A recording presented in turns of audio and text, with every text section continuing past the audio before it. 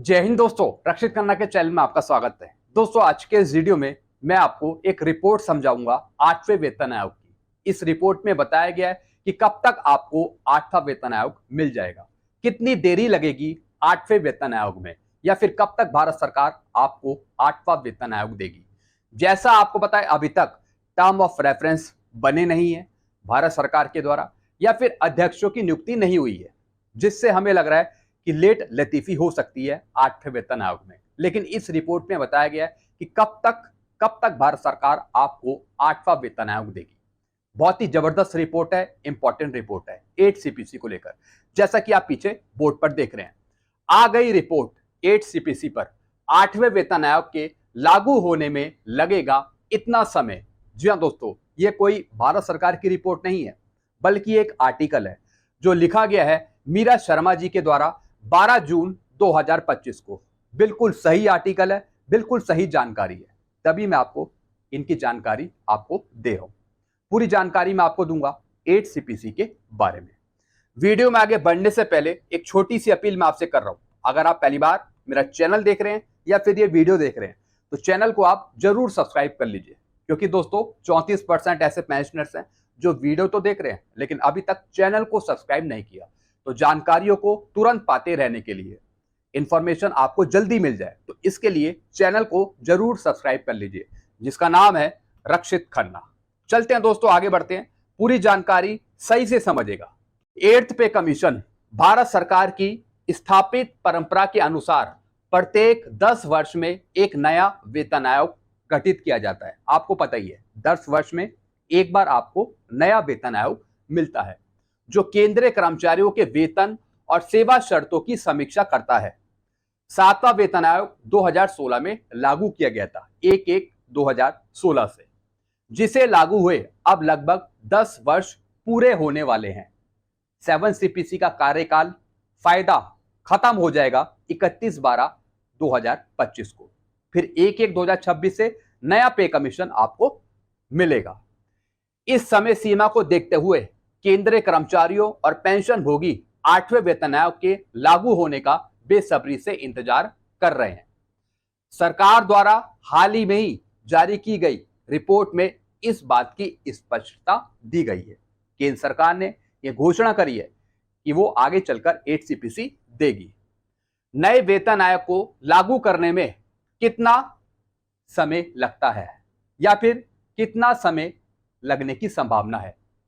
8वें वेतन आयोग के लागू होने पर कर्मचारियों को न केवल वेतन वृद्धि का लाभ मिलेगा, बल्कि विभिन्न भत्तों में भी सुधार देखने को मिलता है। जी हाँ दोस्तों, पेंशन तो आपकी बढ़ेगी, सैलरी तो आपकी बढ़ेगी, लेकिन साथ ही साथ जो अनेक भत्ते हैं, अलाउंसेस हैं, वो भी बढ़ेंगे। गठन प्रक्रिया में आने वाली देरी के कारण, अब इसके कारण क्या है जिस वजह से देरी हो सकती है 8 सीपीसी में, वो भी बताया गया है।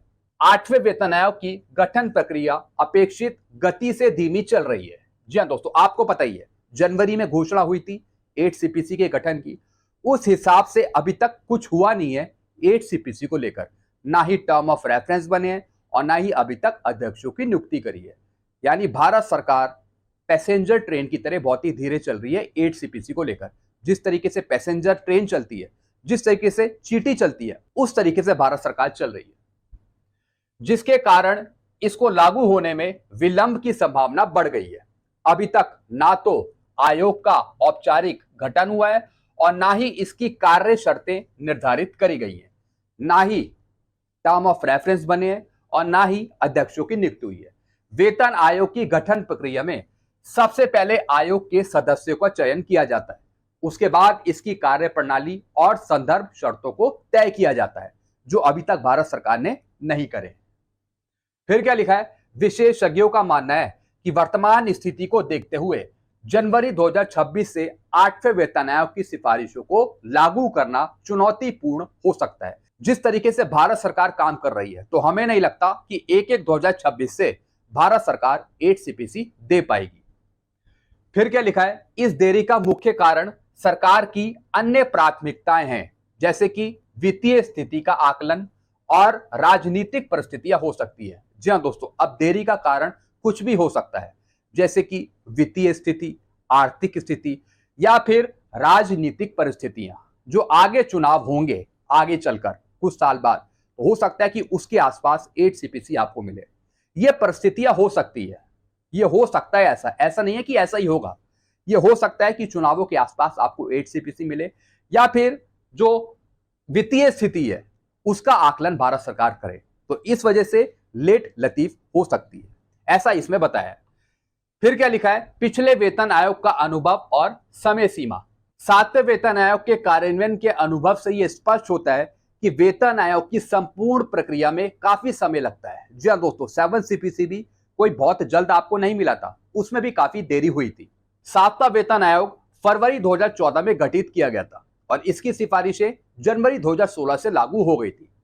इस पूरी प्रक्रिया में लगभग 2 वर्ष का समय लगा था, 2 साल पूरे लगे थे।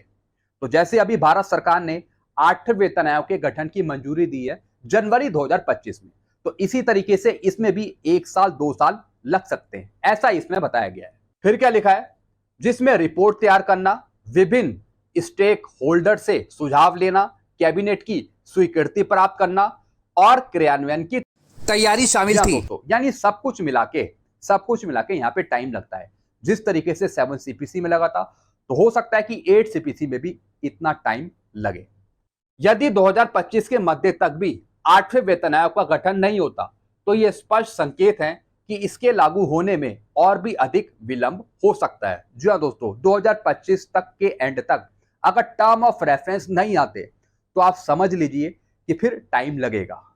फिर क्या लिखा है, मीडिया रिपोर्ट्स के अनुसार अब वेतन संशोधन 2026 के अंत या फिर 2027 की शुरुआत तक टल सकता है, टाइम लग सकता है। फिर क्या लिखा है, फिटमेंट फैक्टर का महत्व और पिछला अनुभव। अब फिटमेंट फैक्टर की बात करी है इन्होंने। वेतन आयोग की सिफारिशों में फिटमेंट फैक्टर सबसे महत्वपूर्ण घटक होता है, जो यह निर्धारित करता है कि कर्मचारियों के न्यूनतम मूल वेतन में कितनी वृद्धि होगी। फिटमेंट फैक्टर वह गुणांक है जिससे वर्तमान वेतन को गुणा करके नया वेतन निकाला जाता है। जी हाँ दोस्तों, चाहे आपकी बेसिक पे हो या फिर बेसिक पेंशन हो, जो आपको 8 सीपीसी का फिटमेंट फैक्टर मिलेगा, उसके साथ मल्टीप्लिकेशन कर दिया जाएगा बेसिक पे का या फिर बेसिक पेंशन का। फिर क्या लिखा है, 7वें वेतन आयोग में यह फिटमेंट फैक्टर 2.57 निर्धारित करा गया था, जिसके परिणाम स्वरूप न्यूनतम मूल वेतन 7,000 रुपए से बढ़ाकर 18,000 रुपए कर दिया गया था। इसकी जानकारी मैंने आपको पहले भी दी थी। इस वृद्धि से न केवल न्यूनतम वेतन में बल्कि सभी वेतन श्रेणियों में समानुपातिक वृद्धि हुई थी। फिटमेंट फैक्टर का निर्धारण महंगाई दर, जीवन यापन की लागत, सरकार की वित्तीय स्थिति और अन्य आर्थिक कारकों को ध्यान में रखकर किया जाता है। जी हाँ दोस्तों, बहुत ही इंपॉर्टेंट बात इन्होंने बताई है। फिटमेंट फैक्टर बनाने के लिए कौन कौन सी चीजें चाहिए इन्होंने बताया है, जैसे कि डीए, फिर जीवन यापन की लागत। जी हाँ दोस्तों, यानी एक आम आदमी के परिवार को क्या जरूरतें हैं, किन चीजों की जरूरत पड़ती है। तो दोस्तों, जैसे कि आईएलसी नॉर्म्स के आंकड़े वो भी लिए जाते हैं, जैसे कि दाल, चावल, गेहूं, आटा, इन सब की प्राइस यूनिट ली जाती है, तो उसके भी आंकड़े इसमें आते हैं। फिर दोस्तों, सरकार की वित्तीय स्थिति। अब सरकार की वित्तीय स्थिति, आर्थिक स्थिति कैसी है, वो भी फिटमेंट फैक्टर पे डिपेंड करेगी। अगर भारत सरकार अपनी झोली खोल देती है, अच्छी खासी झोली खोल देती है, पर्स खोल देती है, तो फिर ज्यादा मिलेगा। अगर भारत सरकार कहती है कि हम मिनिमम देना चाहते हैं, तो फिर कम मिलेगा। और अन्य आर्थिक कारकों को ध्यान में रखकर किया जाता है। ये मैंने आपको बताया कि कौन कौन सी चीजें चाहिए फिटमेंट फैक्टर के लिए। फिर क्या लिखा है, फिर लिखा है 8वें वेतन आयोग में अनुमानित फिटमेंट फैक्टर। 8 सीपीसी में कितना फिटमेंट फैक्टर होगा अनुमानित, लाइकली, टेंटेटिवली, ये मैं आपको आगे बताऊंगा। लेकिन उससे पहले एक छोटी सी जानकारी मैं आपको दूंगा। कुछ पेंशनर्स कमेंट करते हैं, कहते हैं कि सर आप वीडियो बनाते हैं, अलग अलग वीडियो में आप अलग अलग फिटमेंट फैक्टर बताते हैं, ऐसा क्यों? कभी कहते हैं 2.86 मिलेगा, कभी कहते हैं 1.92 मिलेगा, कभी कहते हैं 1.94 मिलेगा, ऐसा क्यों? दोस्तों, जैसा आपको बताया, जो भी मैं आपको जानकारी देता हूं उसके पीछे कुछ तथ्य रखता हूं, इंफॉर्मेशन रखता हूं, तब मैं आपको जानकारी देता हूं। इससे पहले जितने भी मैंने आपके लिए वीडियो बनाए हैं, उसमें मैंने आपको जो फिटमेंट फैक्टर बताए अलग अलग, वो मैंने अपने अनुसार नहीं बताया। जो पीछे जानकारी है, जो कागज है, उसके आधार पे मैंने आपको बताया है। मेरे अनुसार जो मैं आपको फिटमेंट फैक्टर बता रहा हूं वो मैं आपको एक ही बता रहा हूं, और वो है 1.86 से लेके 2.40 के बीच में। हालांकि भारत सरकार अगर उससे ज्यादा देती है तो फिर वो भारत सरकार पे डिपेंड है, लेकिन जो मैं आपको बता रहा हूं शुरू से लेके आखिरी तक वो मैं आपको यही बताया हूं 1.86 से लेके 2.40 के बीच में। और हर एक वीडियो में जो अलग अलग फिटमेंट फैक्टर मैंने आपको बताया वो मैंने इंफॉर्मेशन के आधार पे बताया है। जो इंफॉर्मेशन मीडिया के थ्रू आई है या फिर किसी चैनल के थ्रू आई है उसके थ्रू मैंने आपको जानकारी दी है। तो आप कंफ्यूज मत होइए, पहले वीडियो को पूरा देखें और सही से समझिए कि मैं बता क्या रहा हूं।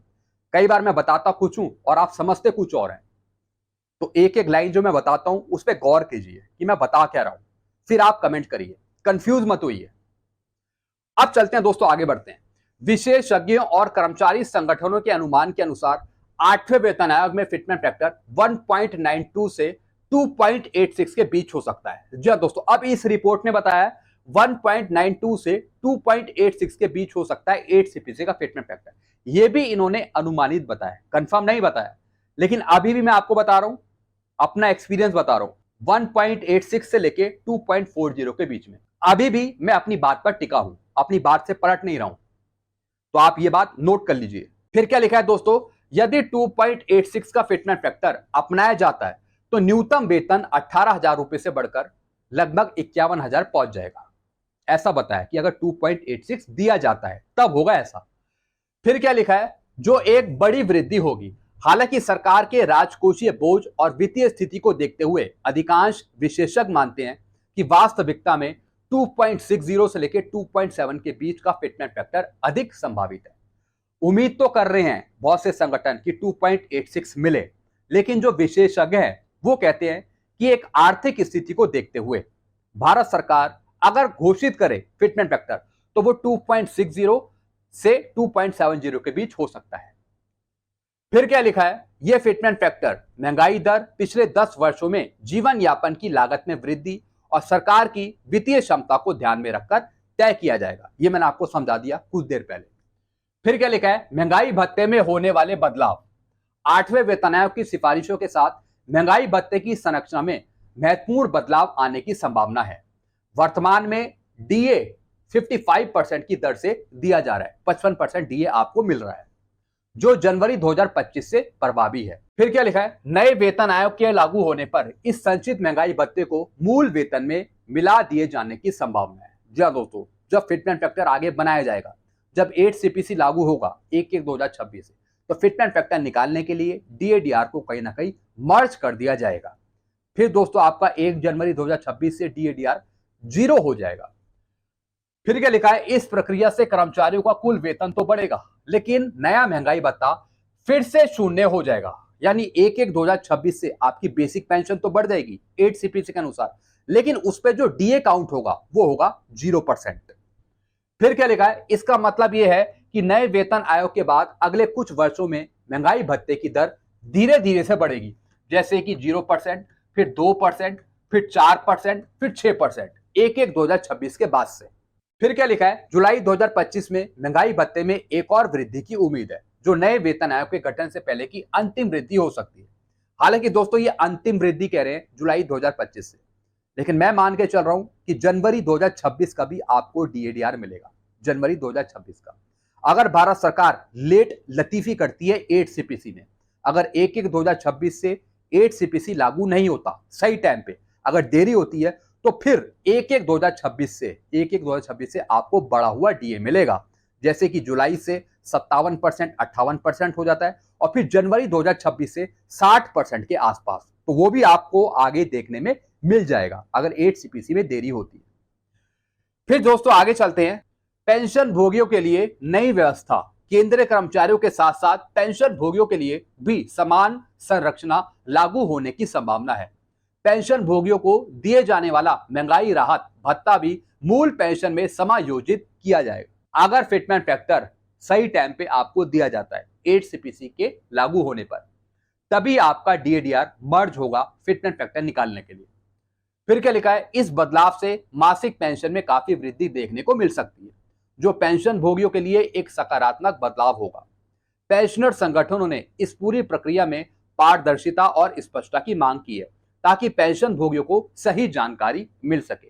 हालांकि यह मुद्दा उठाया गया था कि डीएडीआर को मर्ज करा जाए, यानी 8 CPC से पहले आपकी बेसिक पेंशन बढ़ाई जाए, लेकिन भारत सरकार ने उस चीज का खंडन कर दिया।